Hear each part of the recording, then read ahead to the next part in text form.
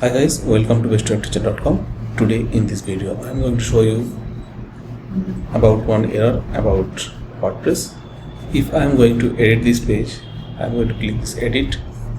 It's showing there has been a critical error on this website. Please check your site admin email inbox for instruction. You can check your admin email for instruction.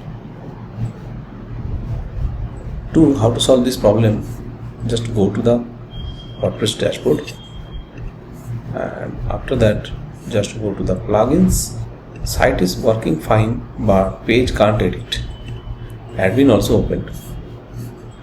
Go to the plugin section and just go to the revolution slider plugin option. Just click on deactivate.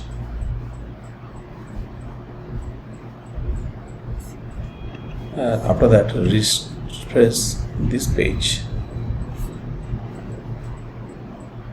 Now you can see it's working fine. Now you can edit this page. So thanks for watching this video. Have a nice day.